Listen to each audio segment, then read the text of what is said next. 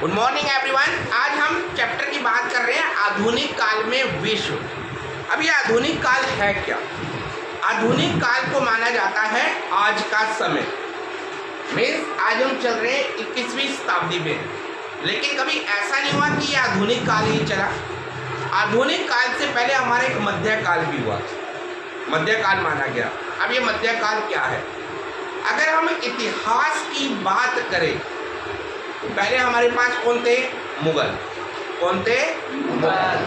जो आधुनिक काल की जो शुरुआत हम कहते हैं वो हम कहते हैं अंग्रेजों के आने के समय से हम आधुनिक काल कहते हैं। और जब मुगल चले जाते हैं तब हमारी मध्यकाल का समय समाप्त हो जाता है। मुगलों के जाने के बाद मध्यकाल का मुगल समय समाप्त हो जाता है। ठीक है, तो आधुनिक काल में विश्व कैसा है?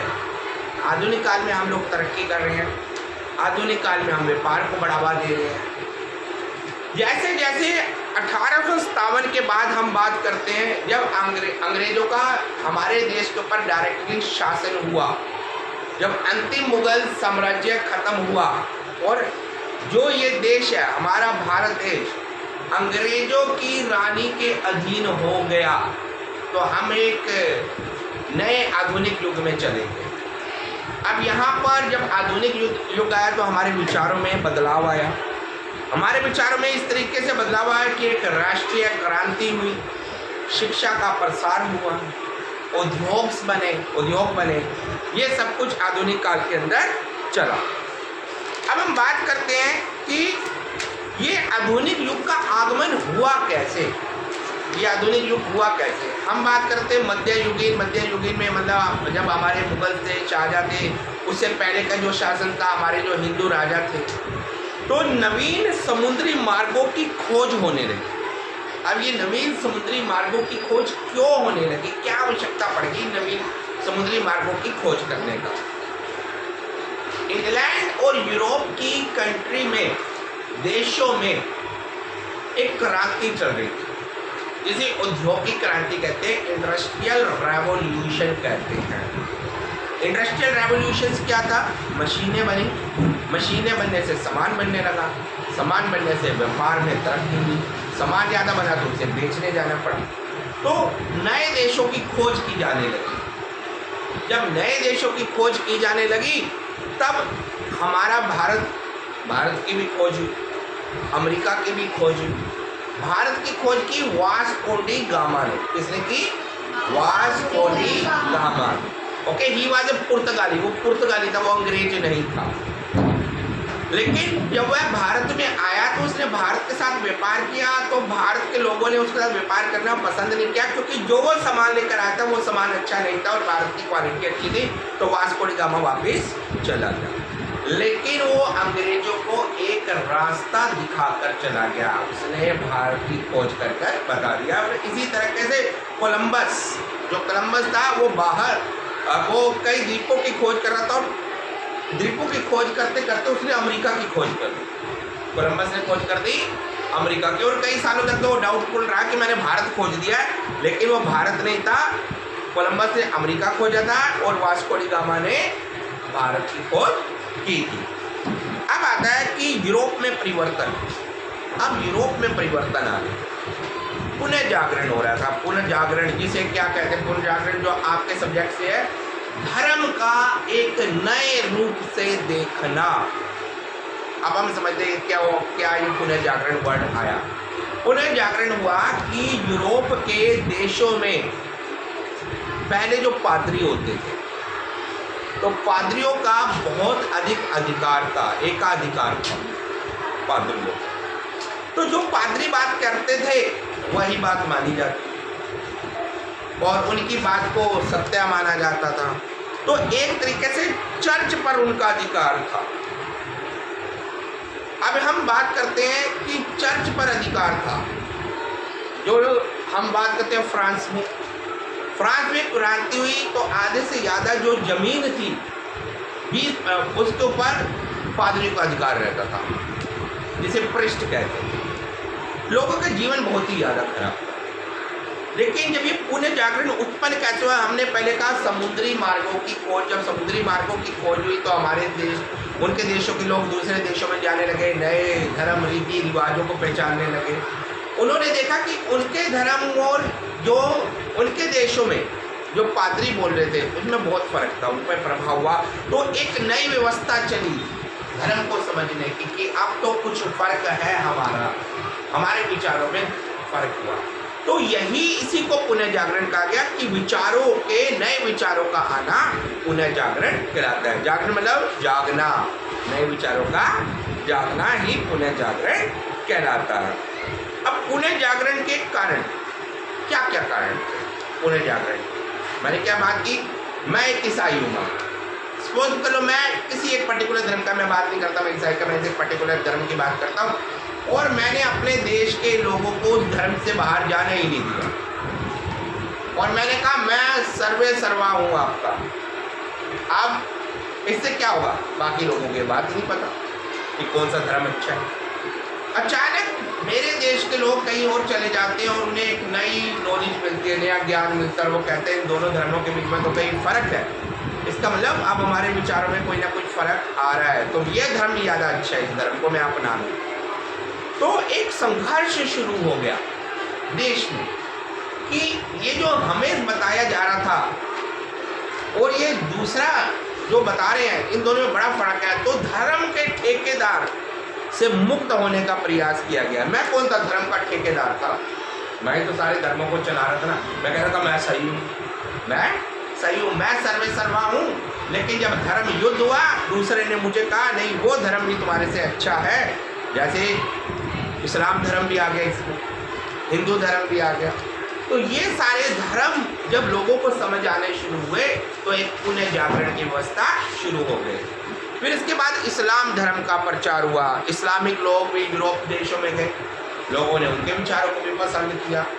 फिर भौगोलिक खोज हुई, खोजें की जाने लगी देशों की, और जैसे जैसे देशों की बोले हिंदुस्तान की खोज हुई तो यहाँ हिंदू धर्म मिला, इस्लामिक देशों में इस्लामिक धर्म मिला। तो यूरोप के देशों के पास एक नई सोच आने लगती, जो मैंने क्या कहा, पुनः जागरण।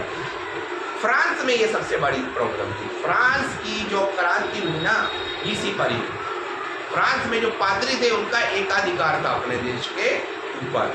फिर हमारे यहाँ नवीन आविष्कार हुए, नई खोजें हुई, नई चीज़ें आने लगी, भाषा बनी, भाषा साहित्य को समझा जाने लगा, अलग अलग भाषाएं थी देशों की।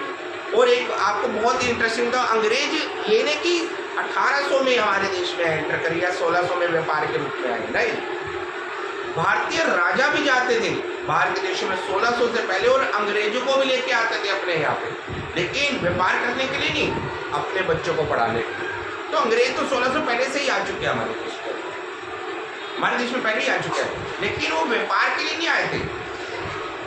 और सबसे पुराना चर्च भी हमारे हिंदुस्तान में बना और 200-250 साल पुराने चर्च है वो भी, क्योंकि एक साउथ इंडिया के राजा थे, उनको इस्लाम धर्म बहुत अच्छा लगा, क्रिश्चियन धर्म बहुत अच्छा लगा और उन्होंने यहाँ चर्च भी बनाया। तो तब तक हमारे अंग्रेजों की एंट्री नहीं थी। हमारी एंट्री कहाँ हुई? हमारी एंट्री हुई ईस्ट इंडिया कंपनी जब व्यापार करने आई, तब अंग्रेज पूर्ण रूप से यहाँ आए। जैसे फायान था, फायान थे, तो बहुत से देशों के लोग हमारे देश में आया करते थे, यात्रा करते थे। उस समय चाइना से आते थे, फायान आता था, है ना।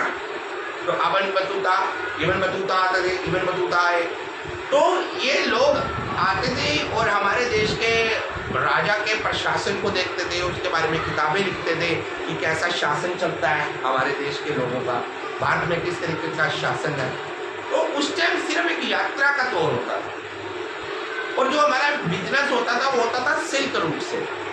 एक सिल्क रूट कहा जाता था। सिल्क रूट क्या होता था कि चाइना के थ्रू एक रास्ता निकलता था पश्चिम देशों, व्यापारी बिजनेस करते थे, पर्शिया होते जाते थे, जिसे आधुनिक में बगदाद कहते हैं, बगदाद जिसे इराक, जिसे हम इराक कहा जाने का, पहले वो था पर्शिया। तो वहाँ से होते हुए इंग्लैंड तक जाते थे और बिजनेस करने जाते थे हमारे हिंदुस्तान। तो ये सिल्क रूट कहा जाता था, इसे सिल्क रूट का नाम दिया गया था। फिर हमारे यहाँ नगरों की स्थापना, अब नगरों की स्थापना होने लगी। अब जब इंडस्ट्रीज आई, कंपनीज आई, फैक्ट्रीज बनी, तो गांव से लोग उठकर शहरों में आए और शहरों के आने के बाद बड़े बड़े नगर बनने शुरू हो गए। तो लोगों के आपसी विचार भी मिले, धर्म भी मिला, एक दूसरे को समझा भी, पुनः जागरण व्यवस्था प्रारंभ हो गई। सामंतवाद का निपटाश हुआ। अब ये सामंतवाद क्या था? सामंतवाद का अर्थ था कि किसी एक व्यक्ति का कहीं एक जगह पर अधिकार होना। अब सामंतवाद से आया साम्राज्यवाद। फर्क समझिए, सामंतवाद साम्राज्यवाद का मतलब होता है। साम्राज्यवाद का मतलब होता है जब सभी लोगों को बराबर का अधिकार दिया जाए, तो साम्राज्यवाद। सामंतवाद क्या था? किसी एक व्यक्ति का अधिकार था जमीन पर और वो कर उगाही करता था। ठीक है, तो फ्रांस में कौन कर उगाही कर रहा था? किसका सबसे ज्यादा अधिकार था? पादरियों का। पादरियों का अधिकार था। ऐसे सामंतवादियों का अधिकार होता था। उसके बाद आगे पुनः जागरण के प्रभाव। अब इसका प्रभाव क्या पड़ा? पुनः जागरण का लोगों के चिंतन का विकास हुआ। जैसे मैंने ऑलरेडी कहा कि हमने बाकी धर्मों को समझा और हमने कहा उसका धर्म हमारे धर्म से अच्छा है या मेरे धर्म में क्या कमियां हैं, मैं उस कमी को दूर करूं। फिर हमारी पूंजीपति जो पनपने लगे, लोग एक जगह से दूसरी जगह जाने लगे और व्यापार बढ़ा। रूढ़िवाद और अंधविश्वास जो एक चीज थी उससे हम दूर होने लगे। अब पुनः जागरण आने के बाद मुझे लगा कि मेरे धर्म में शायद कुछ कमी है। रूढ़िवादी क्या होता है? रूढ़िवादी का मतलब होता है अपने ही विचारों पर अटल रहना। मैं जो कह रहा हूं मैं सही हूं, वो होता है रूढ़िवादी। क्लियर? उसके बाद आ गया हमारा अमेरिकी क्रांति। अब बात करते हैं अमेरिकी क्रांति की। तो बहुत ही इंटरेस्टिंग पॉइंट है ये अमेरिकी क्रांति। अमेरिका जो है वो कहाँ से बोला? भाई इंग्लैंड से बना। जो मैंने आपको कहा कि कोलंबस ने खोज की अमेरिका। अब जो लोग अमेरिका में रहते थे वो लोग अंग्रेज थे, अंग्रेजों के अधीन थे। उनकी बस्ती अंग्रेजों के अधीन थी। लेकिन ये लोग अंग्रेजों के खिलाफ हो गए और अपने आप को इन्होंने आजाद कर दिया और कहा कि हर एक व्यक्ति को जन्म से स्वतंत्र होने का अधिकार है। तो इसीलिए इन लोगों ने इंग्लैंड के खिलाफ क्रांति कर दी और वर्साई की संधि हुई। और वर्साई की संधि होने के बाद में अंग्रेजों को उन्हें अलग स्वतंत्रता देनी पड़ी। तो पहले वो उसका उपनिवेशवाद था। What is the meaning of the उपनिवेश? एक वर्ड को समझिए, व्हाट इज द उपनिवेश? उपनिवेशवाद का मतलब होता है जब एक देश दूसरे देश पर अधिकार कर लेता है, ओके, और उसके सोर्सेज, स्रोतों को चूसता है। मीन्स अंग्रेजों ने क्या किया? हमारे देश पर अधिकार कर दिया और हमारे जो सोर्स थे, खेती बाड़ी, व्यापार, जो भी चीज था, इन सब का फायदा उठा लिया। तो ये हमारा हिंदुस्तान क्या कराया? अंग्रेजों का उपनिवेश कराया। अब बात करते हैं फ्रांसीसी क्रांति। लुई 16 थे ये फ्रांस के राजा थे। उस टाइम में फ्रांस में एक तो पादरियों का बहुत अधिक अधिकार था, चर्चों का बहुत ज़्यादा इंटरफेयर था। तो आम जो लोग थे उनकी कोई व्यवस्था ही नहीं थी। लुई 16 की जो वाइफ थी वो एक महारानी थी और बहुत ज़्यादा खर्चा करती थी और फ्रांस ने बाकी देशों की मदद की थी अमेरिका के खिलाफ लड़ने में। तो इससे भी पैसा खराब हुआ फ्रांस का, तो वहाँ गरीबी आ गई। तो वहाँ एक क्रांति शुरू हुई। क्रांति शुरू होगी, लोग रूढ़िवादी से दूर जाने लगे और लोगों ने कहा कि अब ये जो स्टेट जर्नल है इसे हटाना चाहिए। और सबसे पहले क्रांति दुनिया में फ्रांस में आई और फ्रांस में राष्ट्रीय सभा का निर्माण हुआ। फ्रांस में राष्ट्रीय सभा का निर्माण तो हुआ, लेकिन औरतों को बहुत लंबे समय तक मतदान देने का अधिकार प्रदान नहीं किया गया। वो कार्य तो करती थी, काम तो करती थी, लेकिन वो वोट नहीं दे सकती थी। लेकिन बाद में उन्हें अधिकार दिया गया। अब आता है औद्योगिक क्रांति। अब जैसे मैं बात कर रहा हूँ कि दुनिया में सामान बना, पूंजी बनी, तो ये सारी चीज़ें जब आई तो इंडस्ट्रियल रेवोल्यूशन हुआ। इंडस्ट्रियल रेवोल्यूशन होने के बाद इसका औद्योगिक क्रांति का प्रभाव पड़ा। प्रभाव क्या पड़ा, कैसे पड़ा प्रभाव? सबसे पहले हम बात करते हैं पर्याप्त पूंजी। पैसा होगा तभी तो आप बिजनेस करने जाओगे, बिना पैसे के बिजनेस करोगे नहीं करोगे। तो अंग्रेज लोगों के पास पैसा बहुत था, इन्होंने व्यापार किया, मशीनें लगाई, उद्योग लगाया और दूसरे देशों को खोजा। लोहे और कोयले की खोज हुई, लोहे से बना मशीन, कोयले से बनी ऊर्जा, तो फैक्ट्री चली बहुत बढ़िया, बिजनेस बहुत अच्छा चलने लगा। नवीन आविष्कार हुए। यूरोप को माना जाता है आधुनिक शहर, आधुनिक देश, जहाँ पे मशीनों का सबसे पहले आविष्कार हुआ, भाप के इंजन का आविष्कार हुआ। और भाप के इंजन का आविष्कार होते ही नई मशीनें बननी शुरू हो गई और उत्पादन प्रारंभ हो गया। बाजारों की सुलभता, अब बात कर रहे थे कि अब भाई हमने नए देश ढूंढे हैं और नए देश ढूंढे हैं तो बाजार मिल गए हमें, भारत भी एक बाजार बन गया। ऐसे ही बहुत छोटे छोटे देश भी बाजार बन गए, अफ्रीका को भी खोजा, वहाँ पे भी बाजार बन गए, तो बाजार मिलते जा रहे थे और सामान बिकता जा रहा था। जो एक संघर्ष भी हो रहा था यूरोप में, संघर्ष में हो रहा था, देशों का आपस में संघर्ष हो रहा था कि कौन अधिकार करेगा। पोलैंड, इंग्लैंड, जर्मनी सब लड़ रहे थे आपस में अधिकार करने के लिए और लास्टली अंग्रेजों की जीत हुई। पुर्तगाली और जो अंग्रेज थे ये भारत में लड़ते थे अधिकार करने के लिए और भारत ने कर्नाटक के युद्धों में हरा दिया पुर्तगाली को और अंत में अंग्रेज हिंदुस्तान में विजयी हुए और इनका पूरा अधिकार हो गया पूर्ण रूप से। अब बात है कच्चे माल की उपलब्धता थी, हिंदुस्तान से कच्चा माल था। अब ये कच्चा माल क्या होता है? अंग्रेजों ने एक बड़ी पॉलिसी बनाई, यहाँ से जो सामान जाता था उस पर कोई टैक्स नहीं होता, मतलब कपास बेचते थे कोई टैक्स नहीं, वापस सामान बन के आएगा तो टैक्स। तो एक तरह से अंग्रेजों ने कमर तोड़ दी हिंदुस्तान के लोगों के व्यापार।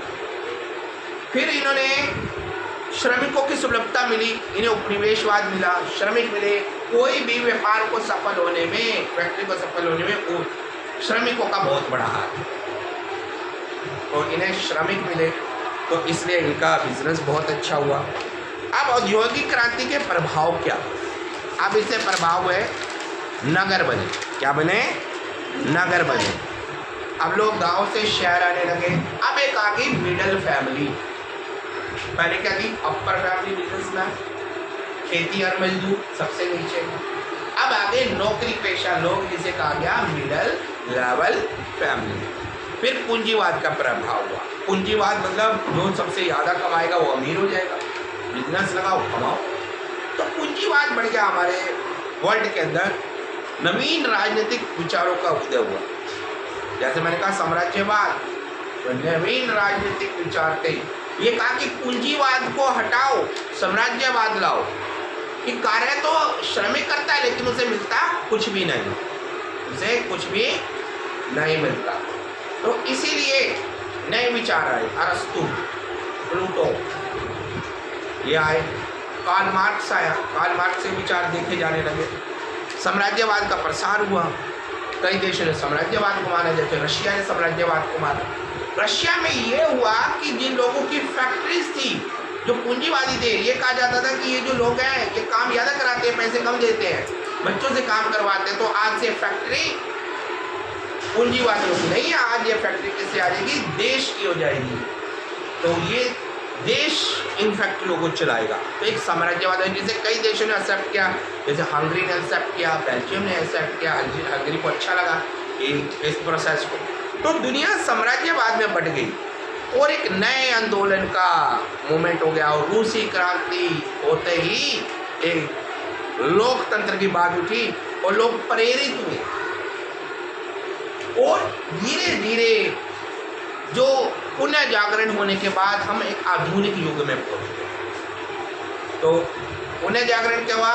दोबारा जो हमारे धार्मिक विचार है उसमें परिवर्तन होना, हमारे विचारों में परिवर्तन होना और देश को आगे बढ़ाना, और आज हम एक आधुनिक युग में जी रहे हैं। Thank you everyone.